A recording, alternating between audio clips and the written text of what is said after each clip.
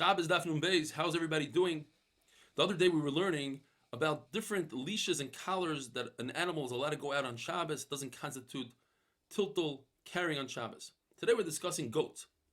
A goat has a very narrow head, and if you were to put an afsar, a halter on it, it could easily sneak its head out of it, and therefore it doesn't accomplish much. And if it doesn't accomplish much, that constitutes carrying on Shabbos. Therefore, you cannot put an afsar on a goat on Shabbos.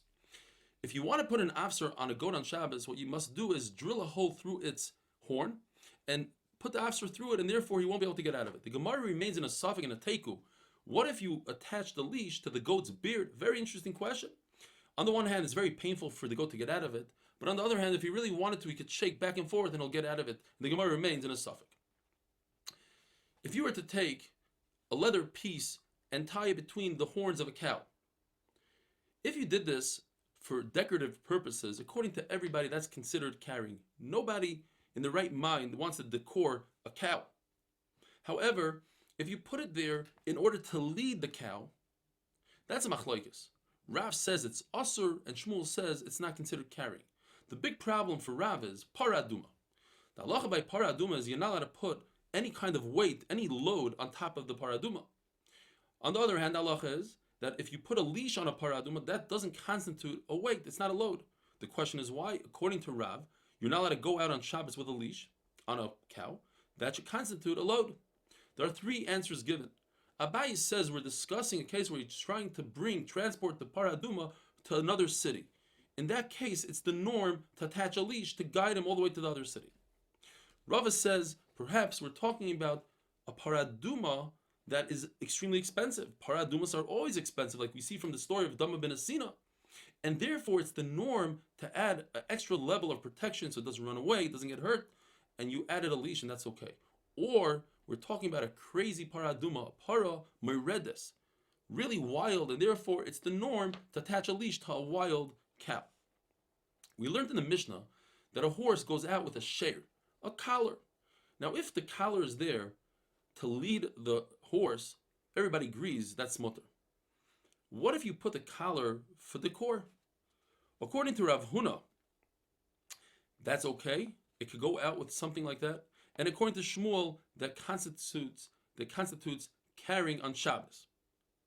In fact, Rav Huna showed, and he did a Maisa Rav, he took out his horse with a decorative piece to show that he could do so on Shabbos, but the Brisa says exactly like Shmuel, that it's in fact also to do so. There's two types of wrapping a leash. There's wrapping a leash all the way around the horse's neck, and that is there for decor, provided that you leave enough room for your hand to grab it, or another pshat in Rashi where the leash is slightly longer and you can grab that. And then you have a leash that's just a long leash like you have for a dog to lead the horse. There are three sayings when it comes to Rebbe. One is a saying that they said in front of Rebbe, and they said that there are four types of animals that go out with a halter, and one of them is a mule. The other saying is Rav Dimi, that Rebbe's mules went out with a halter, but it's not clear. Did he mean the decorative one or the leading one? And then you have Rav Chanina, Rav Shmuel, in the name of Rav Chanina, that says that in fact Rebbe's mules went out with a decorative leash. The bottom line is, from all these sayings, we see that Rebbe's mules went out even with a decorative leash. We learned in the Mishnah that these bits and halters that become tamei, tumas meis, you could sprinkle them with the paraduma ashes, and you could dunk the head of the animal in a mikvah, and they become tar. There's two pshatim. What kind of rings became tamei here? One pshat is that it was a human ring that became tamei and was given to the animal. That's how it became tamei. Another pshat is it was an animal's ring all along, but since it serves a human being, it's like a human ring, which is mikabel tumah, whereas an animal's ring is never mikabel tumah. We learned in the Mishnah that you dunk the head of the animal in the mikvah, and it's metar that ring. What about chatzitza? That ring is really tight into the collar. Two pshatim. Either he widened the gap by hammering it out, and that doesn't remove the tumah either because it was a human ring and remains a human ring, or according to the other pshat, that it was a human ring and became an animal ring, just widening it is actually helping the ring, and therefore it doesn't remove the tumah. In order to remove the tumah, you need to be mekalkel, you need to destroy. Another pshat is that we're discussing a ring that had width to it to begin with. They fit very loosely, and the water was able to get in between them without widening it. When it comes to a human ring that fits on a finger that's made out of metal, you have all these conditions. It's human, it's metal, it's for a finger, and there's no difference between rings. You can't find a difference.